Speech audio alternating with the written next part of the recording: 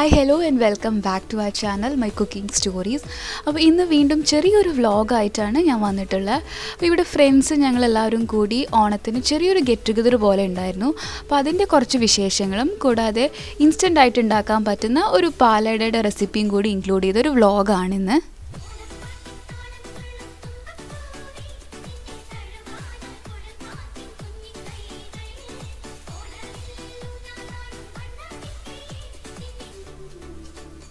അപ്പോൾ നമുക്ക് നോക്കാം എങ്ങനെയാണ് ഒരു ഇൻസ്റ്റൻറ്റ് പാലട പായസം ഉണ്ടാക്കുന്നതെന്ന്. അപ്പോൾ ഇതിന് വേണ്ടി ഞാൻ ഒരു പാത്രത്തിൽ കുറച്ചധികം തന്നെ വെള്ളം എടുത്തിട്ടുണ്ട്. അതിലേക്ക് ഒരു 200 ഗ്രാം പാലട നന്നായിട്ട് കഴുകി വൃത്തിയാക്കി വെച്ച പാലടയാണ്. അത് ഇതിലേക്ക് ഇട്ടിട്ട് നമുക്കിതൊന്ന് വേവിച്ചെടുക്കണം.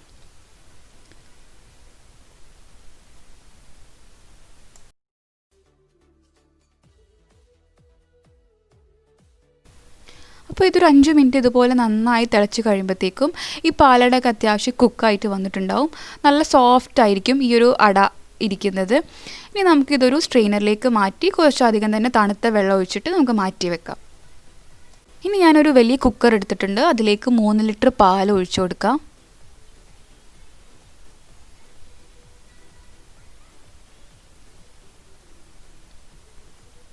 അതുപോലെ ഒരു 5 ടേബിൾ സ്പൂൺ പഞ്ചസാര ഇട്ട് കൊടുക്കാം.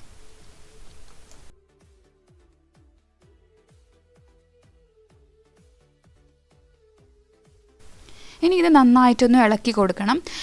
പിന്നെ നമ്മൾ കുക്കർ അടച്ച് വെച്ചിട്ട് വിസിൽ വെക്കണം. എന്നിട്ടൊരു 3/4 മണിക്കൂർ വരെ നമുക്ക് ഈ പാല് നമുക്ക് കുക്കറിൽ ഇടണം. എന്നാൽ മാത്രമാണ് ആ ഒരു പിങ്ക് കളർ നമുക്ക് ഈ പാലടയ്ക്ക് കിട്ടുള്ളൂ. ഇനി വേറൊരു പാത്രം എടുത്തിട്ട് അതിലേക്ക് 1 ടേബിൾ സ്പൂൺ നെയ്യ് ഒഴിച്ചു കൊടുക്കാം.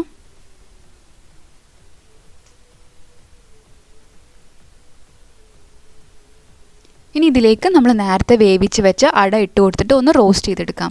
നമ്മളിങ്ങനെ ചെയ്യുന്നത് എന്തിനാണെന്ന് വെച്ചാൽ നമ്മൾ പായസം കുടിക്കുമ്പം അട അധികം ഹാർഡാവാതിരിക്കാനും നല്ലൊരു സോഫ്റ്റ് ആയിരിക്കാനും വേണ്ടിയിട്ടാണ് നമ്മൾ ഇങ്ങനെ ഒന്ന് റോസ്റ്റ് ചെയ്ത് കൊടുക്കുന്നത്. അപ്പോൾ ഞാനിത് കുക്കർ തുറന്ന് നോക്കുകയാണ്. ഇത് നിങ്ങൾക്ക് കാണാൻ എത്രത്തോളം ക്യാമറയിൽ കിട്ടുന്നുണ്ടെന്ന് എനിക്കറിയില്ല. പക്ഷെ നല്ലൊരു പിങ്ക് കളറായിട്ടാണ് നമുക്ക് ഈ പാല് കിട്ടുന്നത്.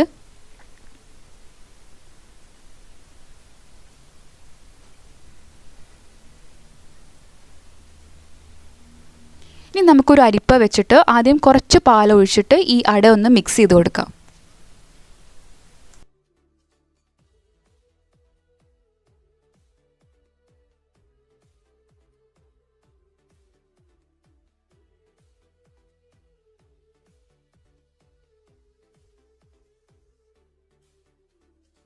ഇനി ഈ സ്പൂൺ കൊണ്ട് ഇതുപോലെ ഒന്ന് പ്രസ് ചെയ്താൽ മതി. അപ്പോൾ എന്തെങ്കിലും കട്ട കെട്ടിയിട്ടുണ്ടെങ്കിൽ അതൊക്കെ ഉടഞ്ഞു പോയിക്കോളും.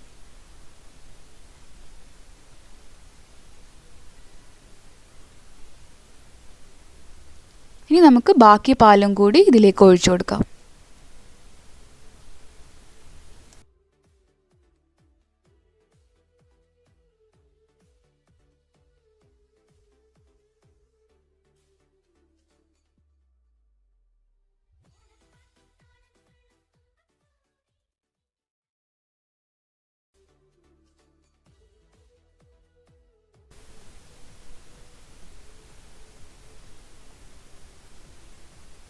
ഇനി ഇതിലേക്ക് ഞാനൊരു 5 ടേബിൾ സ്പൂൺ കൂടി പഞ്ചസാര ഇട്ട് കൊടുക്കുന്നുണ്ട്. മധുരമൊക്കെ നിങ്ങൾക്ക് ഇഷ്ടത്തിന് കൂട്ടാട്ടോ. അതിപ്പോൾ ഞാൻ അധികം മധുരത്തിലല്ല ഈ പായസം ഉണ്ടാക്കിയിട്ടുള്ളത്. ഇനി ഇതും കൂടി ഇട്ടിട്ട് നമുക്ക് നന്നായിട്ടൊന്ന് മിക്സ് ചെയ്യാം.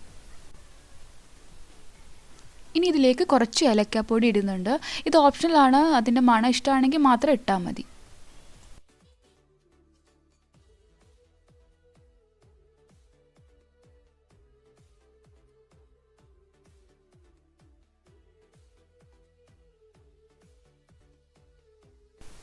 ഇനിയാണ് പായസം നമ്മൾ വറ്റിച്ചെടുക്കുന്നത്. ഒരു 5 മിനിറ്റോളം നമുക്കൊരു മീഡിയം ഫ്ലെയിമിലിട്ടിട്ട് ഇത് നന്നായിട്ട് തിളപ്പിക്കണം. അപ്പോൾ കുറച്ച് കഴിയുമ്പോഴത്തേക്കും നല്ലൊരു പായസത്തിൻ്റെ നല്ലൊരു കുറുകിയ ഒരു കൺസിസ്റ്റൻസിയിൽ നമുക്ക് ഈ പായസം കിട്ടും.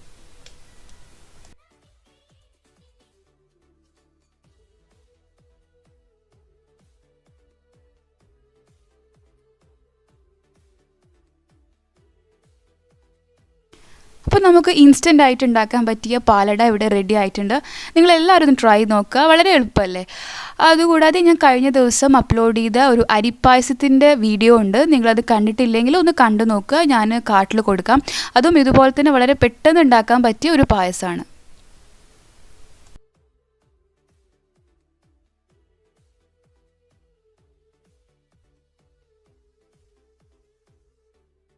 അപ്പോൾ ഇനി നമുക്ക് നമ്മുടെ ഓണം വ്ളോഗിലേക്ക് കടക്കാം. എന്താണ് നമ്മൾ ഇന്നത്തെ പരിപാടി? നമ്മുടെ പരിപാടി ഇന്ന് നമ്മൾ ഒരു ഓണം ഗെറ്റ് ടുഗദറാണ്. നമ്മൾ ഈദിന് അന്ന് ഫ്രണ്ട്സിൻ്റെ കൂടെ കൂടി അതേ വീട്ടിൽ തന്നെയാണ് നമ്മൾ ഇന്നും ഓണം സെലിബ്രേറ്റ് ചെയ്യാൻ വന്നിരിക്കുന്നത്. നമ്മൾ സദ്യ നമ്മളിന്ന് പുറത്തുനിന്ന് ഓർഡർ ചെയ്തിട്ടുണ്ട്. കലവറ എന്ന് പറഞ്ഞ റെസ്റ്റോറൻറ്റിൽ നിന്നാണ് ഓർഡർ ചെയ്തിരിക്കുന്നത്.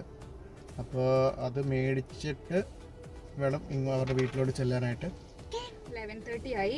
12 o'clockനാണ് അവിടെ പിക്കപ്പ് പറഞ്ഞിട്ടുള്ളത്. അതായത് ഫുഡ് നമുക്ക് അവിടെ നിന്ന് മേടിക്കാനുള്ള ടൈം. അപ്പോൾ ഈ കോവിഡിൻ്റെ പ്രശ്നം ആയതുകൊണ്ട് തന്നെ നമുക്ക് ഒരു ടൈം, ആ ടൈമിൽ മാത്രമേ നമ്മൾ റെസ്റ്റോറൻറ്റിൽ പോയിട്ട് മേടിക്കാൻ പറ്റുള്ളൂ. നമുക്ക് നേരത്തെ പോയിട്ടൊന്നും കാര്യമില്ല. അപ്പോൾ നമ്മൾ നേരെ കലവറ എന്ന റെസ്റ്റോറൻറ്റിൽ പോയിട്ട് ഫുഡ് എടുത്തിട്ട് പോവാം.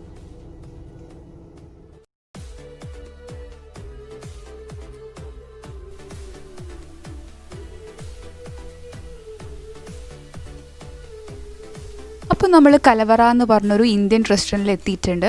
ഇനി നമ്മൾ നേരത്തെ ഓർഡർ ചെയ്ത ഫുഡ് പോയി കളക്ട് ചെയ്യാം.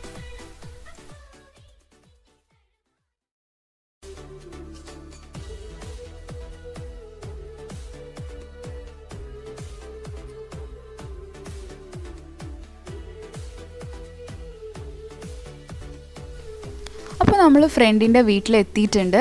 അപ്പോൾ ടൈം അത്യാവശ്യം ലേറ്റ് ആയതുകൊണ്ട് തന്നെ നമ്മൾ നേരെ ഫുഡ് കഴിക്കാനുള്ള പരിപാടി തുടങ്ങുകയാണ്.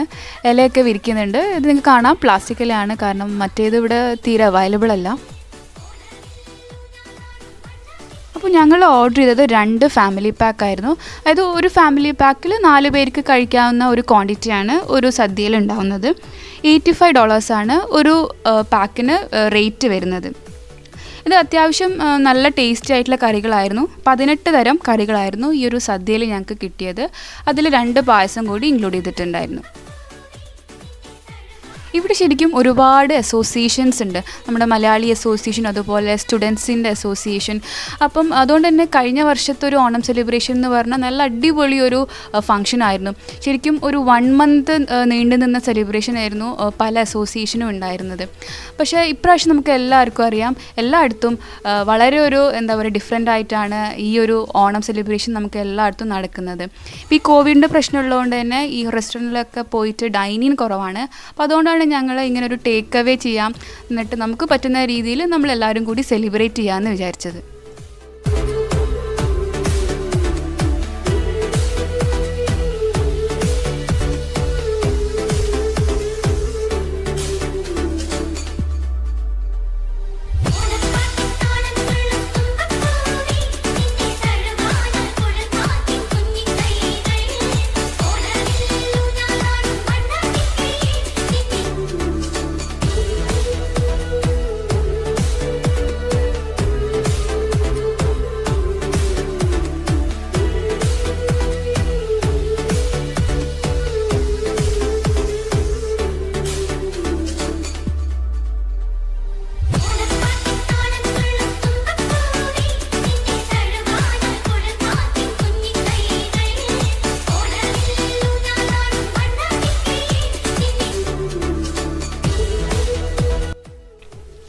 അപ്പോൾ ഇത്രയൊക്കെയായിരുന്നു ഓസ്ട്രേലിയയിലെ ഞങ്ങളുടെ ഓണാഘോഷത്തിൻ്റെ വിശേഷങ്ങൾ.